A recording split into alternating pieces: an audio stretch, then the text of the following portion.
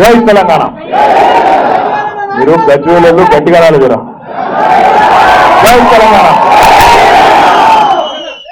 గౌరవనీయులు పెద్దలు మన మెదక్ పార్లమెంట్ సభ్యులు అన్న కొత్త ప్రభాకర్ రెడ్డి గారు, గౌరవ శాసన మండలి సభ్యులు పెద్దలు మన పార్టీ రాష్ట్ర కార్యాలయం బాధ్యులు ప్రొఫెసర్ శ్రీనివాస్ రెడ్డి గారు, గౌరవ సహచర శాసనసభ్యులు జీవన్ రెడ్డి గారు, గౌరవనీయులు మాజీ శాసనసభ్యులు ఏనుగు రవీందర్ రెడ్డి గారు, పెద్దలు Telangana state tourism development corporation అధ్యక్షులు భూపత్ రెడ్డి గారు, గౌరవనీయులు ఎలక్షన్ రెడ్డి గారు, గౌరవనీయులు తక్కలపల్లి రవీంద్రరావు గారు మన రాష్ట్ర ప్రధాన కార్యదర్శి గారు, గౌరవనీయులు టీయూఎఫ్ఐడిసి అధ్యక్షులు విప్లవ్ కుమార్ గారు, తెలంగాణ వికలాంగుల కార్పొరేషన్ అధ్యక్షులు సోదరుడు వాసుదేవ్ రెడ్డి గారు, అదే రకంగా వేదిక పైన ఉన్న వెంకటేశ్వర రెడ్డి గారు మన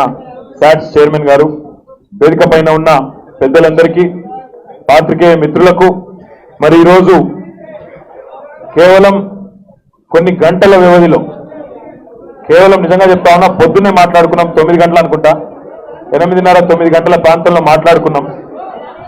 కొన్ని గంటల వ్యవధిలో గజ్వేల్ నుంచి వేలాదిగా తన అభిమానుల్ని, అనుచరుల్ని, నాయకుల్ని తీసుకొని ఈరోజు తెలంగాణ రాష్ట్ర సమితిలోకి విచ్చేస్తున్న గౌరవనీయులు పెద్దలు వంటూరి ప్రతాప్ రెడ్డి గారికి హృదయపూర్వకంగా స్వాగతం సుస్వాగతం కూడా నేను తెలియజేస్తా ఉన్నా. వారి వెంట వచ్చిన మిత్రులందరికీ పేరు పేరున, ఎందుకంటే చాలా మంది నాయకులు ఉన్నారు, అందరికీ కూడా పేరు పేరున హృదయపూర్వకంగా స్వాగతం సుస్వాగతం కూడా నేను తెలియజేస్తా ఉన్నా.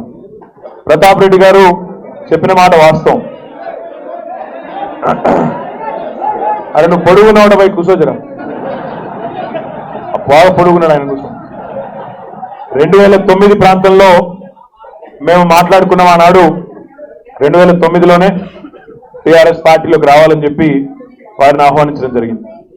తర్వాత కూడా మళ్ళీ ఒక సందర్భంలో కూడా కలుసుకున్నప్పుడు రండి కలిసి పని చేద్దామని చెప్పి ప్రతాప్ రెడ్డి గారిని ఆ రోజు కూడా అనుకున్నాం, మొత్తానికి కాలేదు.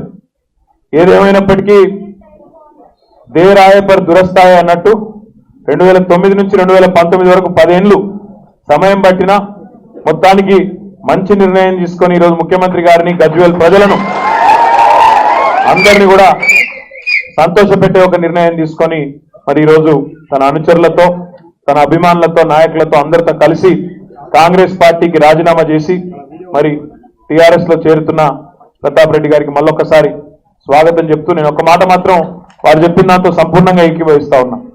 నిజంగా మీరు గజ్వేల్ ప్రజలు అదృష్టవంతులు. జనరల్ గా మీరు అడిగితే పనులైతాయి, ప్రజలు కోరితే అడిగితే నాయకుల చుట్టూ తిరిగితే పనులైతాయి. కానీ గజ్వేల్లో పోయిన 4 సంవత్సరాల్లో గజ్వేల్ నియోజకవర్గ రూపురేఖలు ఏ రకంగా మారిపోయినాయో, మీరు అడగకుండానే ఏ రకంగా నిధుల వరద పారుతా ఉందో నాకంటే బాగా మీకే తెలుసు.